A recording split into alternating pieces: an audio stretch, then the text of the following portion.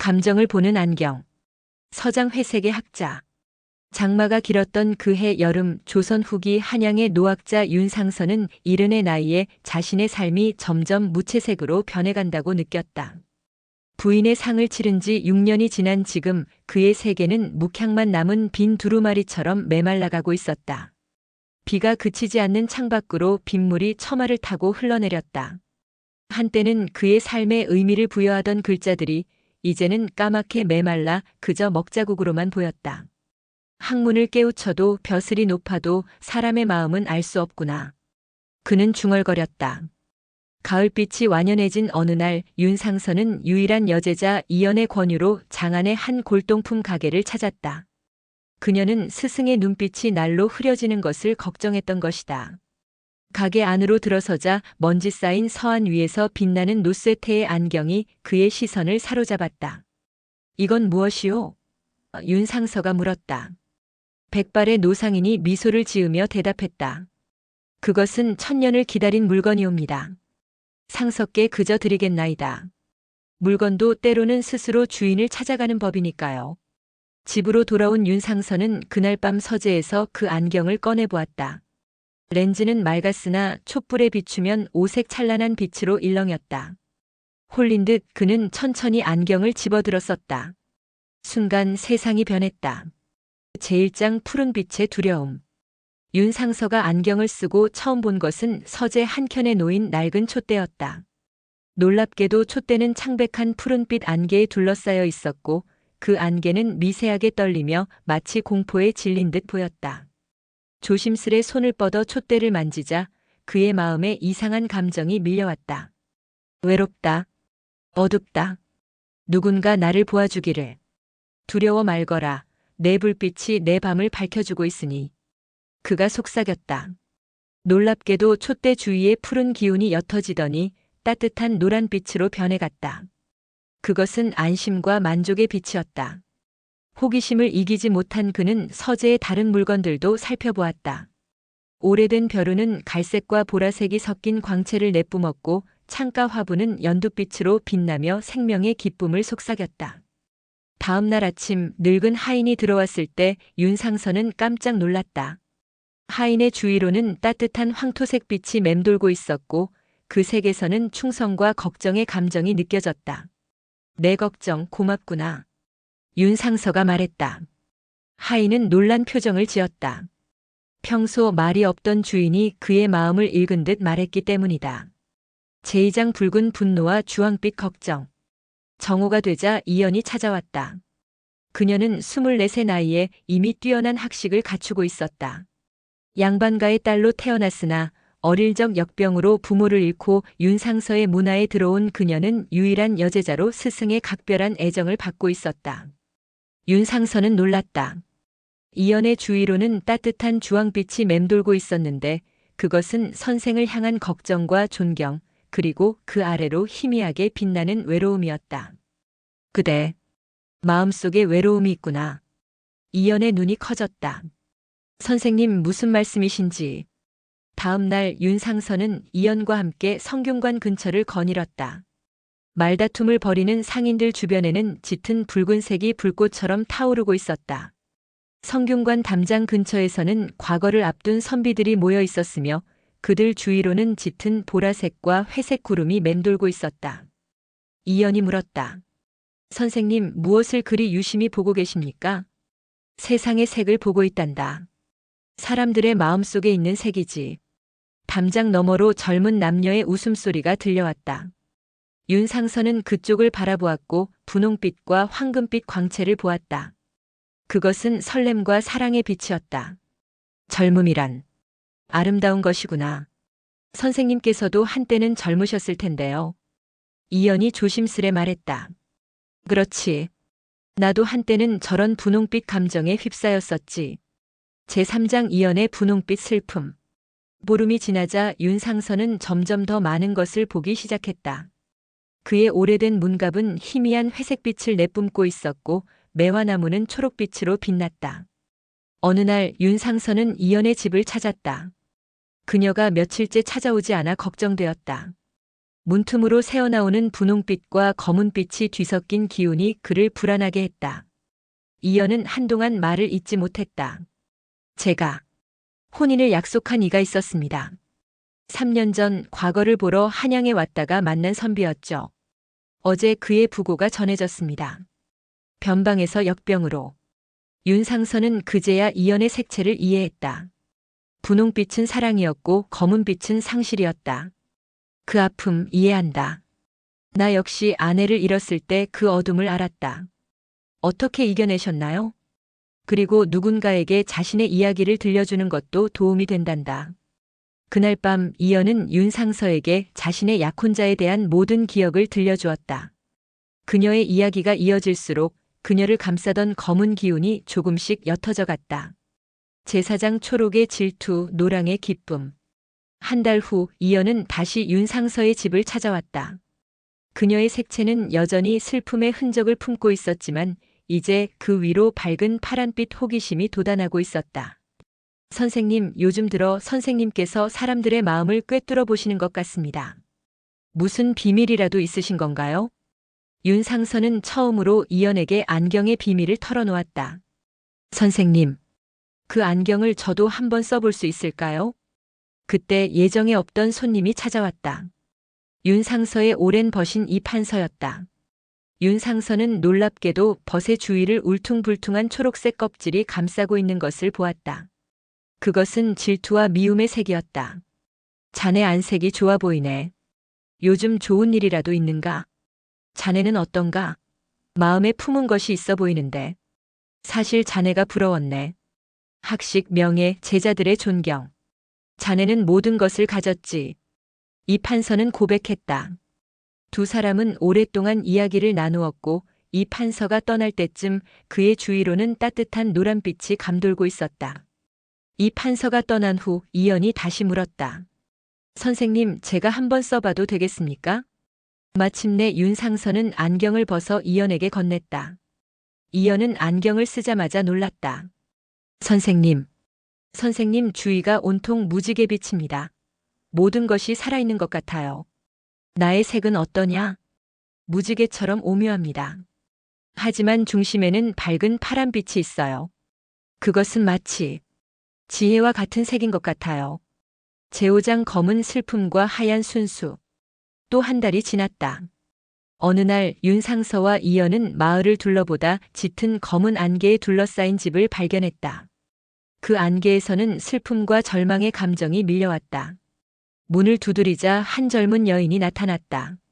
집 안에는 병든 아이가 누워 있었고 아이 주위로는 검고 탁한 자주색 안개가 감돌고 있었다. 윤상선은 아이에게 다가가며 물었다. 아이의 아버지는 어디 계시오? 지난 겨울 전염병으로 세상을 떠났습니다. 여인의 목소리가 떨렸다. 윤상선은 이연에게 종이와 붓을 건넸다. 이연아, 이 아이의 마음속 아버지 모습을 그려줄 수 있겠느냐? 이연은 아이 곁에 무릎을 꿇고 앉았다. 내 아버지는 어떻게 생기셨니? 아버지는 키가 크셨어요. 눈이 크고 반달처럼 웃으셨어요. 수염이 짧았고 항상 저를 어깨에 태워주셨죠. 이연의 붓끝에서 그림이 형태를 갖추어 갔다. 윤상선은 이연 주위로 연한 분홍빛과 황금빛이 번져나가는 것을 보았다. 사랑과 연민의 색이 아이에게도 전해지고 있었다. 아버지가 가장 좋아하셨던 때는 언제였니? 이연이 물었다. 아이의 얼굴에 미소가 떠올랐다. 꽃구경 갔을 때요. 벚꽃 아래서 함께 떡을 먹었어요. 이연은 그림 한 켠에 벚꽃 나무 아래 아버지와 아이의 모습을 더했다. 완성된 그림은 단순한 초상화가 아닌 사랑과 추억이 담긴 살아있는 기억이었다. 아이는 그림을 보며 눈물을 흘렸다. 윤상선은 아이를 감싸던 검은 안개가 옅어지며 하얀빛과 파란빛의 위안과 치유로 채워지는 것을 보았다.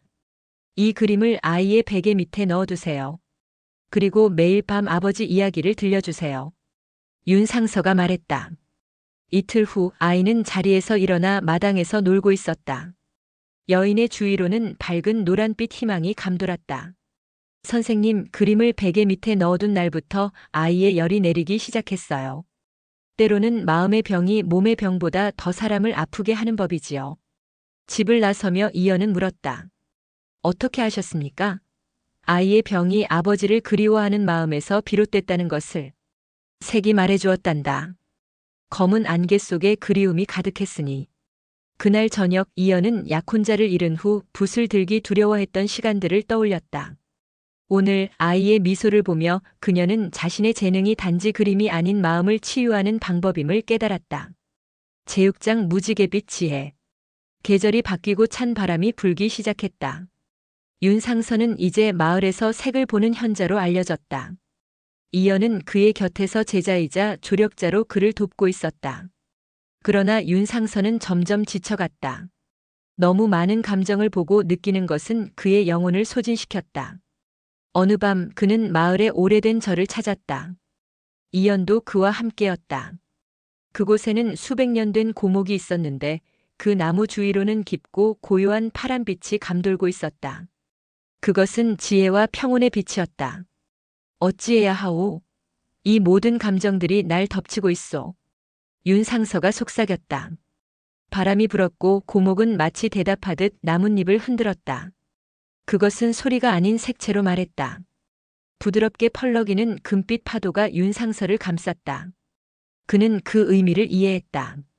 받아들이는 것, 느끼는 것, 공감하는 것. 하지만 동시에 자신을 잃지 않는 것. 이연아, 그는 고요히 말했다. 내일부터 우리는 다른 제자들에게 경서 대신 세상의 색에 대해 가르쳐 볼까 한다. 제7장 보랏빛 꿈과 은빛 기억. 다음 날부터 윤상선은 자신의 지식을 제자들에게 전하기 시작했다. 마루에 둘러앉은 제자들의 얼굴마다 각기 다른 색채가 감돌고 있었다. 어떤 이는 호기심 어린 파란빛으로, 또 어떤 이는 의심스러운 회색빛으로 가득했다. 오늘부터 우리는 경서가 아닌 마음의 학문을 공부할 것이다. 사람의 마음을 읽고 치유하는 법을 배울 것이다. 남자 제자들 중 몇몇은 의아해했다. 선생님, 저희는 과거를 준비해야 하는데 이런 공부가 무슨 도움이 되겠습니까? 윤상선은 차분히 대답했다. 사람의 마음을 알지 못한다면 어찌 백성을 위한다 말할 수 있겠느냐? 벼슬길에 오른다 해도 마음을 보는 법을 모른다면 진정한 선비라 할 수 없다. 그날 윤상선은 제자들에게 사람의 마음을 읽는 법을 가르쳤다. 처음에는 안경 없이도 상대의 표정과 몸짓, 목소리의 떨림에서 감정을 읽어내는 방법을 알려주었다. 이연은 그의 조력자로서 자신의 경험을 나누며 가르침을 도왔다. 사람의 눈은 마음의 창이다. 그 안에서 슬픔과 기쁨, 분노와 두려움을 모두 볼 수 있지. 진정으로 보려면 너희의 선입견을 내려놓아야 한다. 사람을 판단하지 말고 있는 그대로 보아라. 제자들은 서로를 바라보며 눈에 담긴 감정을 읽는 연습을 했다. 처음에는 어색했지만 점차 서로의 마음에 집중하기 시작했다. 이연은 그들 사이를 돌아다니며 조언을 건넸다. 어느 날 한 노파가 윤상서를 찾아왔다. 그녀의 주위로는 은빛과 회색이 섞인 안개가 감돌고 있었다. 그것은 그리움과 상실의 색이었다. 구부정한 등에는 오랜 세월의 무게가 느껴졌다. 선생님, 도움을 청하러 왔습니다. 제 마음이 평온을 찾지 못합니다. 노파는 20년 전 전쟁터에 나간 후 돌아오지 않은 아들 이야기를 했다.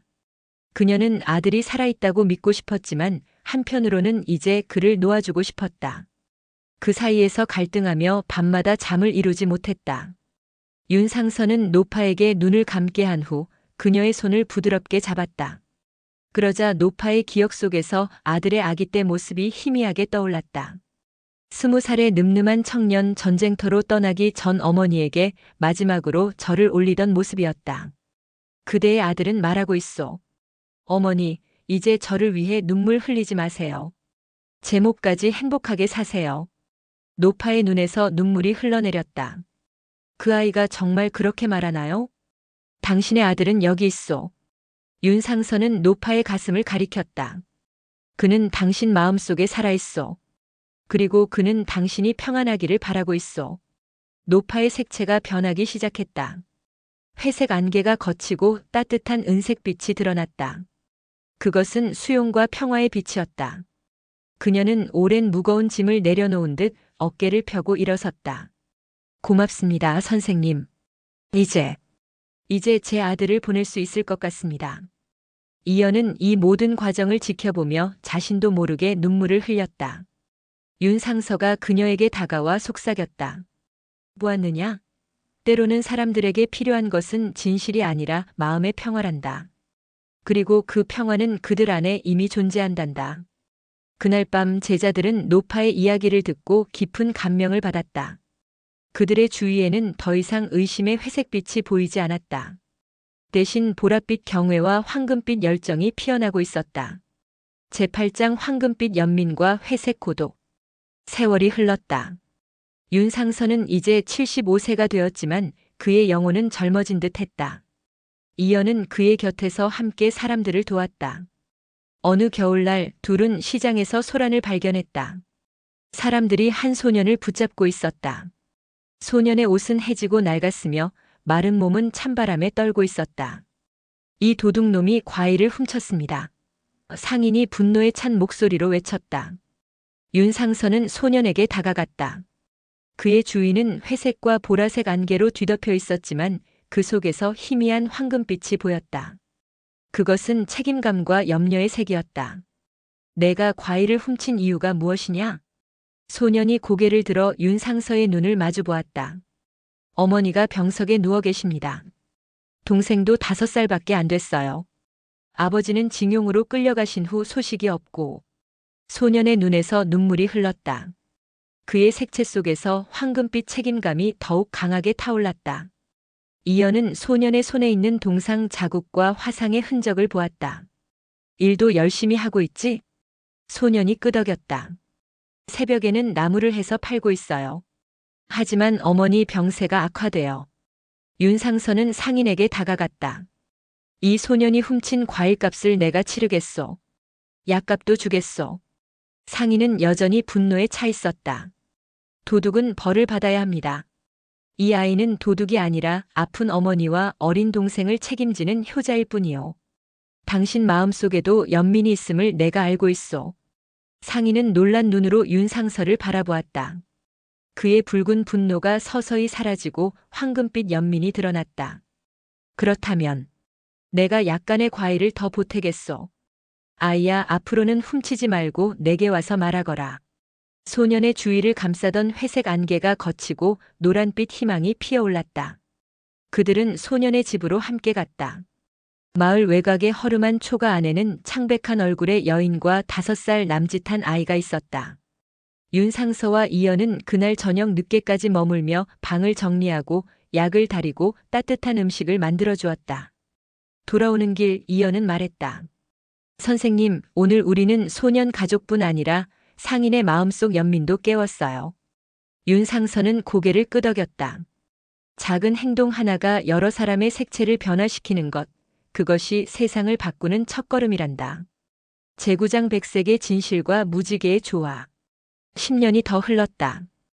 윤상서는 이제 85세의 고령이 되었고 이연은 34세 나이에 윤상서의 대를 이어 마음의 학문을 가르치는 스승이 되어 있었다. 어느 봄날 윤상서는 자신의 시간이 얼마 남지 않았음을 느꼈다. 그는 이연을 불러 마지막 가르침을 전하고자 했다. 이연아, 이제 내 시간이 얼마 남지 않은 것 같구나. 윤상서는 천천히 안경을 벗었다. 이번에는 아무런 통증 없이 안경이 벗겨졌다. 안경 없이 세상을 보자 색채는 사라졌지만 윤상서는 여전히 이연의 마음을 볼 수 있었다. 안경은 단지 도구였을 뿐이구나. 진정한 보는 눈은 내 안에 있었던 거야. 이연아, 이 안경을 내게 주마. 하지만 기억하거라. 진정한 보는 눈은 이 안경이 아니라 너의 마음에 있다. 이연은 안경을 쓰자마자 놀랐다. 스승님, 스승님 주위가 온통 무지개 빛으로 빛나고 있습니다. 그것이 조화의 색이란다. 모든 감정이 균형을 이룬 상태지. 그대가 이 안경의 진정한 주인이란다. 나는 그저 중간에 잠시 전달자였을 뿐이지. 종작 영원한 색채. 90살의 나이로 윤상서가 세상을 떠나던 날 마을 전체가 애도했다. 전설에 따르면 윤상서의 장례식 날 먹구름이 가득한 하늘에 갑자기 7빛깔 무지개가 나타났다고 한다. 이연은 스승의 뒤를 이어 마음의 학문을 전파했다. 그녀는 특히 여성들과 아이들에게 마음의 학문을 가르쳤고 그들이 사회에서 목소리를 낼 수 있도록 도왔다.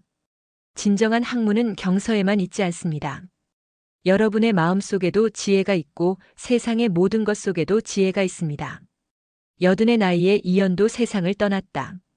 그녀는 죽기 전 자신의 가장 뛰어난 여제자에게 안경을 물려주었다. 그렇게 감정을 보는 안경은 세대를 거쳐 전해졌다. 특히 여성에서 여성으로 세상의 색을 볼 수 있는 지혜가 이어졌다. 오늘날까지도 어느 마을에서는 색을 보는 현자와 색을 보는 여인의 이야기가 전해 내려온다. 그리고 누군가 특별한 통찰력을 가지고 있으면 사람들은 그는 윤상서의 안경을 가졌나 보다 혹은 그녀는 이연의 눈을 가졌나 보다라고 말한다고 한다.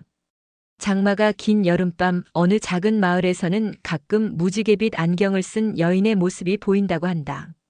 그녀는 슬픔에 잠긴 이들을 찾아가 그들의 색을 읽고 마음의 상처를 치유해준다고 한다. 하지만 진정한 지혜는 안경에 있지 않다. 윤상서와 이연이 가르쳤듯이 진정한 보는 눈은 우리 모두의 마음속에 있다. 우리가 선입견을 내려놓고 진심으로 타인을 이해하고자 할 때 우리도 세상의 색채를 볼 수 있게 될 것이다. 감사합니다.